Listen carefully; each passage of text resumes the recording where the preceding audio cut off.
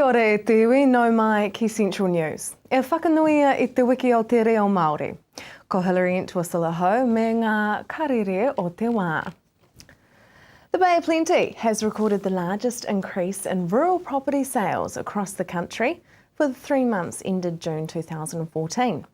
The Real Estate Institute of New Zealand is reporting a very solid sales activity in the horticultural sector, particularly in the Bay of Plenty, and a median sales price per hectare across the country of $193,745.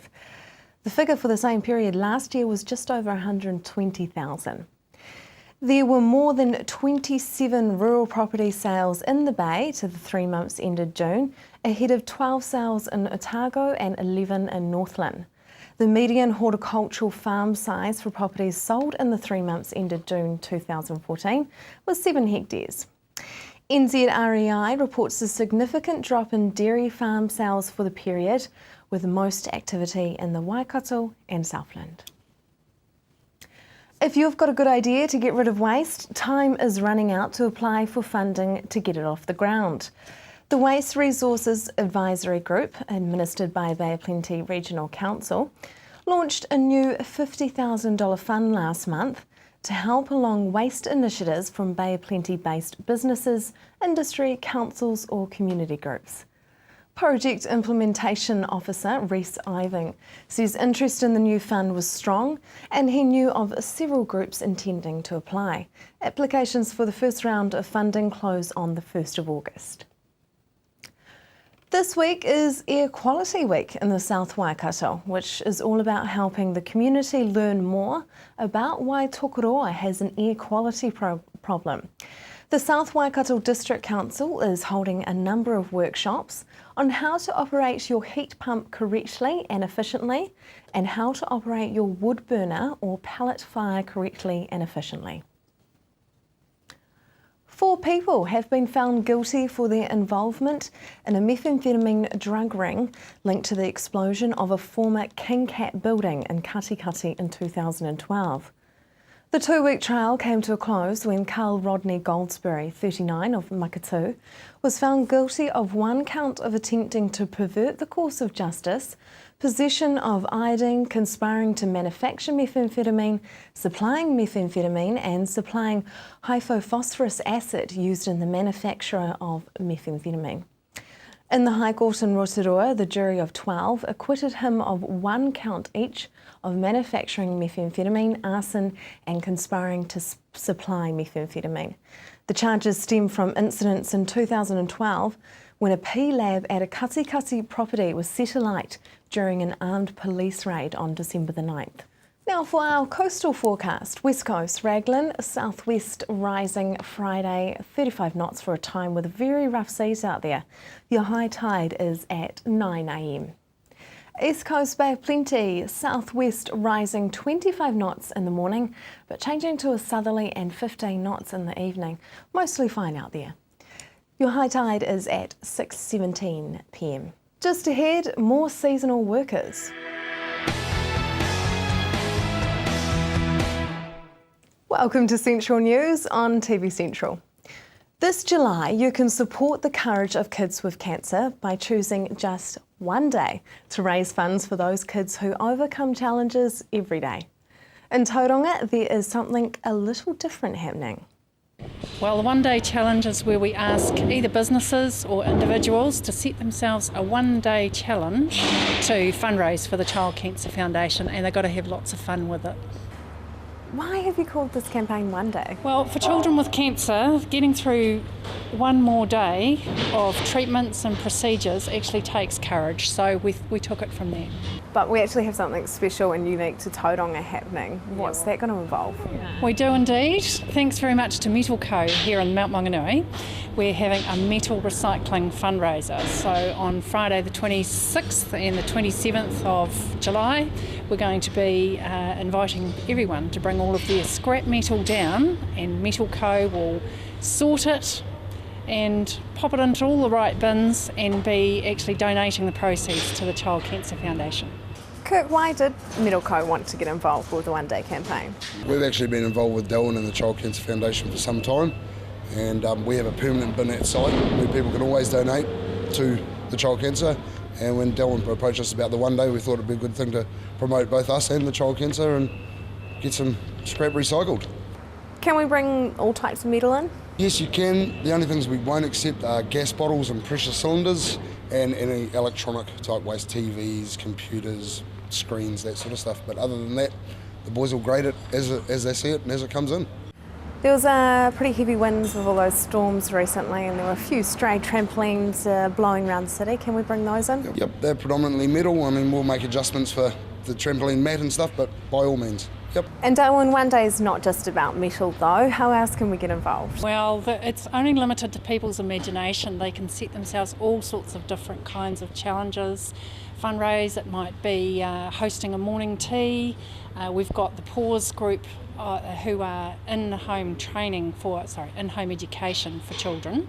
The PAWS network, one of them is having a walkathon around the Mount, and the Tauranga one is having a high tea for all of the children and in their staff and officers, all to raise funds for Child Cancer Foundation.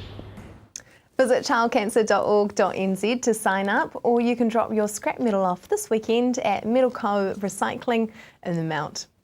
New Zealand Kiwifruit Growers Incorporated is welcoming the government's plan to get more Kiwis into seasonal work, and its decision to increase the annual recognised seasonal employer cap to a total of 9,000 workers.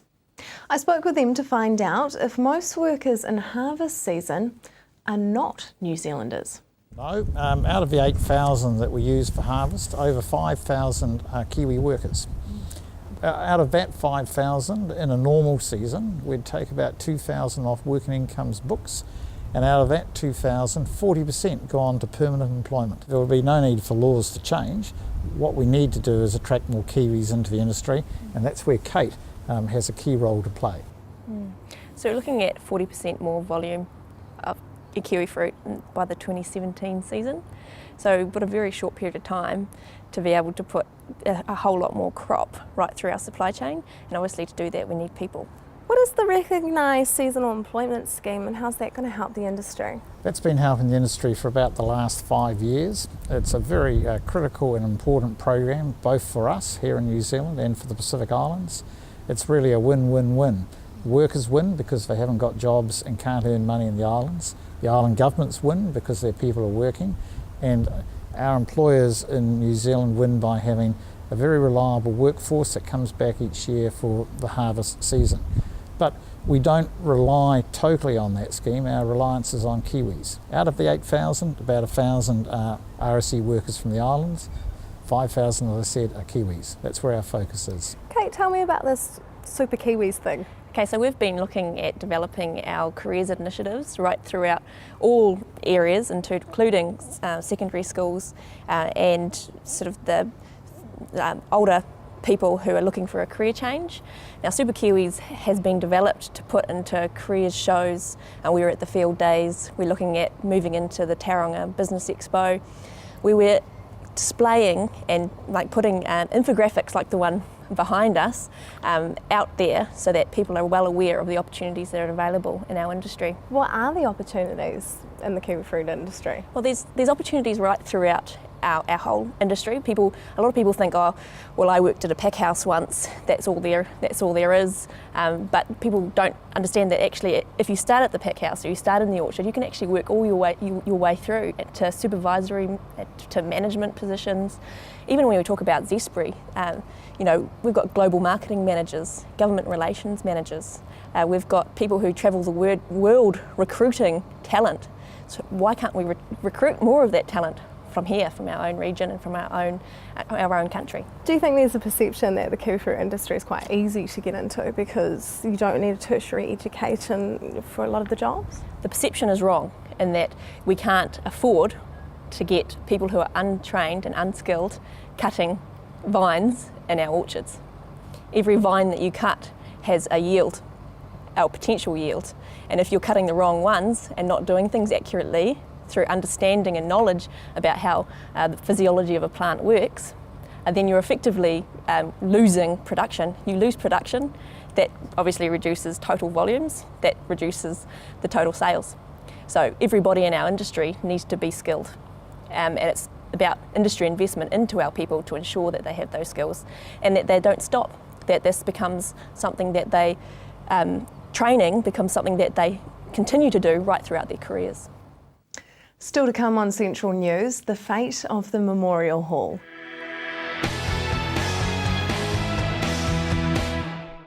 Welcome back to Central News. Western Bay Plenty District Council is seeking the views of the Te Puna community on the future of the Te Puna War Memorial Hall, once it is removed to make way for the new roundabout on the corner of Te Puna and Minden Roads and State Highway 2. Unfortunately, removal of the hall is a requirement of the project due to the amount of land required to build the roundabout and the associated roading links. Mayor Ross Patterson explains how the community will not be left in the dark. There is a new roundabout proposed in 2015 on the State Highway at Te Puna, but the problem is that the Minden Hall, or the Te Puna Hall, is in the wrong area. We need to shift it. Now, it could be shifted to 30 or 40 metres to accommodate the roundabout, or it could be shifted to another new site. It is a War Memorial Hall, so it is very significant, and that is why we're out talking to the people, not so much about the roundabout, but just where they want the hall and how they want to see their hall. Do we shift the hall? Do they want a new hall? There's a whole range of questions. So it's a discussion that's very important for that area. The Minden Te Puna, there's a lot of people travel in and out of there to Tauranga, and I'm actually looking forward to seeing what's coming out of that discussion. On the whole, the Te Puna community, are they happy about that new roundabout that is proposed? Oh, definitely. It's quite a concern. People have a slip lane to access the service station, but getting away from there and back out into the highway can be a challenge. And it's most important that we look at the road safety of that area and improve it to what it is. It carries a very high volume of traffic, just as much as it goes over the Kaimai on State Highway 29, and a lot of it is trucks as well. So there is a need to do the road safety and the upgrade, and Te Puna residents have been waiting quite a while for this. Will Western Bay District Council have to fund any of that new roundabout? Only on our part of the hall stuff will be ours, plus any works that we do in our area that we wish to incorporate into it, and there could be some work there. The council recently won a Ministry of Environment Green Ribbon Award for Public Sector Leadership 2014. What was that for? That was about biosolids and waste. We do not take our biosolids and put them into landfills like a lot of other councils do. We actually process them through worm farms and turn them into usable fertiliser at the end of the day. So it's sustainable and have a product at the end of it that's not dumped into landfills, that we actually put out into the community and can use in our environment again. So this is wastewater and stormwater runoff? It's not the wastewater, it's called sludge that every year or 2 years we clean out the bottom of the pond. And that is the material that we process through worm farms and turn it into a fertiliser. Where is most of this worm fertiliser distributed to? It can be commercial, but usually we spread it back on non-milking dairy farms, or back into forestry, or back into the commercial sector. So you're quite pleased and proud of your staff for what they do? Oh, very pleased. We have a very incredible staff, high quality and quite focused. And they continue to bring these awards home, and it's just amazing. Just I did not even expect this one. Next thing, it just popped up. It was great. Just going back to the Te Puna War Memorial Hall, Council is holding an open day at the hall on Thursday the 31st of July from 12 noon to 7:30 p.m. as to allow as many members of the community as possible to express their views. Bay Plenty Regional Council has held its rate increase to an average of $2 a year for average properties in its annual plan. I spoke with the Chair, Doug Leader. The net increase that will apply to the average resident across the whole of the Bay of Plenty rateable area will be $2 a year. Now that's broken down to, in terms of our LTP, that's the 10-year plan, we had forecast a rate increase of about 7.5%. Council has decided that in the current year we would cut that back to a 3% increase. That equates to the $2 per year for the average ratepayer. You've decided to provide funding for EnviroHub for one of their projects. Yes, now Enviro, this was not contained, the monies that were allocated this weren't contained in the draft annual plan. So the decision to fund the EnviroHub application was a direct result of them making application to our draft annual plan. Now it's a community organisation, it's got leverage from other organisations as well, but essentially I think they cover something like 150 groups made up of individuals or groups to do basic on-the-ground environmental enhancement stuff, and that's what we consider to be an appropriate thing to support. We've done in the past, so the decision was made to continue to do it in this 14-15 year. The Opuriora Channel dredging project has had its funding increased. That's the channel between Omokoroa and Matakana Island. Is that such a busy channel that it does need to be dredged? Yes, it is. The real question is the economic impact that dredging this harbour will have, because there is a lot of economic activity driven out of Matakana Island. You've got forestry, you've got dairy, you've got kiwi fruit. And the physical position was that all the produce that comes from the island has to come through by way of barge. Now, due to siltation in the channel, we were finding that the ability for the barges to operate was really constrained, getting tighter all the time to at the high tide, margins around the high tide. So we considered after submission that this was an appropriate investment we should make to improve the movement, hopefully, at all tides from the island to the mainland, so that the community can have access a much wider window and they can get their produce out to the mainland, if that's the right term, a lot easier than what historically it has been profiling at. A copy of the Council's annual plan can be found on their website, boprc.gov.nz. Coming up next, weather and a political debate.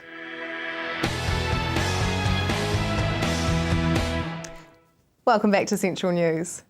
As of February 2014, only 69.57% of the 18 to 24-year-old demographic had enrolled to vote, compared to the 97.24% for those aged 50 to 54.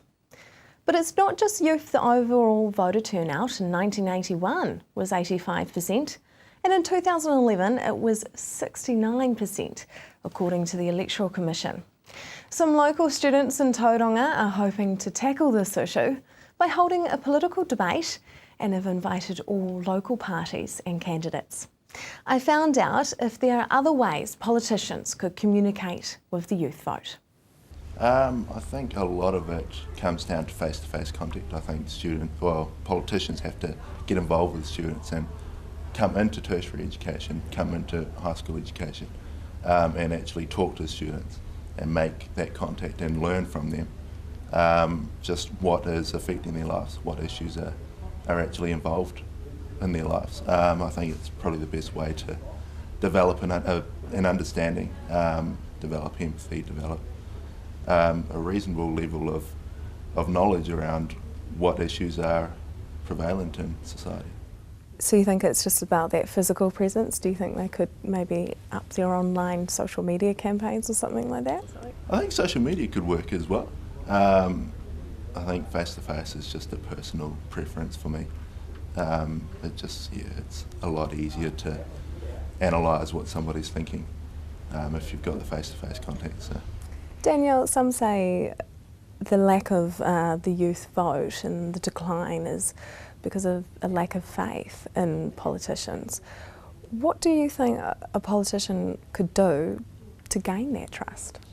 I would 100% agree with Taylor. I think there's sort of that disconnection between, you know, Wellington and politics in general and the campuses across the country. I feel like we might study political science, we might study social policy as part of our degrees, but there's not really that connection that equals John Key, or that equals your local sort of members of parliament. I think having that presence locally on the campuses and the community, it would develop that trust and develop those relationships with people who are gaining education, who are going out and are going to be voting for you. It's a relationship that really needs to be reciprocal. I don't think you can ask for students' votes if you don't haven't put any effort into them in return. A general lack of interest has also been accredited with the declining vote. Is it that simple? Do students simply not care? No, definitely not. I think we sort of get shouldered with this this apathy that we sort of just don't care at all, and it's something else, something for someone else to do. But I don't think that's true. I think that we, for some reason we feel like it's something to do when you grow up, when you sort of left and had kids and bought a house and start living in the real world. But historically, the campuses is where the political movements have started. So I'm really interested in sort of bringing it back to that and reminding students that we actually have the numbers, we have the people who care, so we can start things here. Taylor, why should we care? How does politics affect the youth? I think politics governs our lives in general. I mean, if you look at something like StudyLink, student loans, student allowances, StudyLink is controlled by government, so that's politics affecting youth lives. There's community swimming pools affected by council, that's politics again.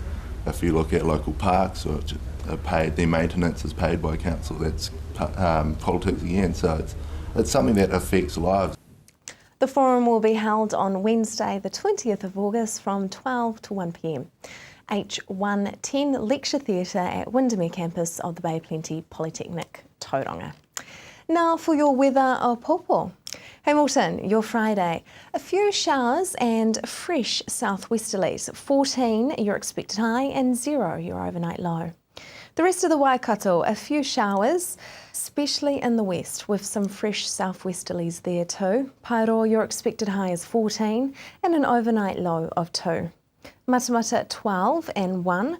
Te Aomutu 14 and 0. And Tokoroa, you are going to have a chilly night. It's 11 and -2. Tauranga, fine with fresh southwesterlies as well. Your expected high is 14 and an overnight low of 3. The rest of the Bay of Plenty, you're looking the same as everyone else, fine with fresh southwesterlies.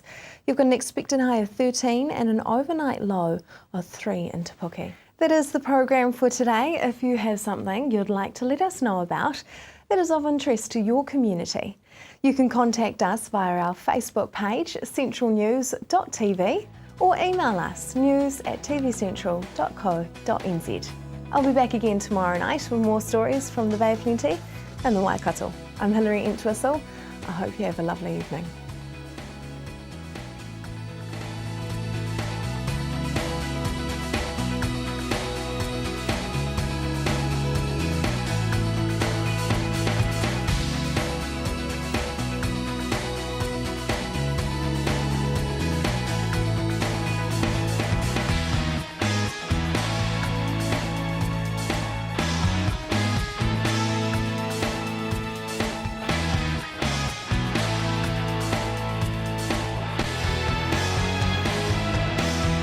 This has been an Alpha Media production, a division of Television Media Group. Supporting local content so you can see more of New Zealand on air.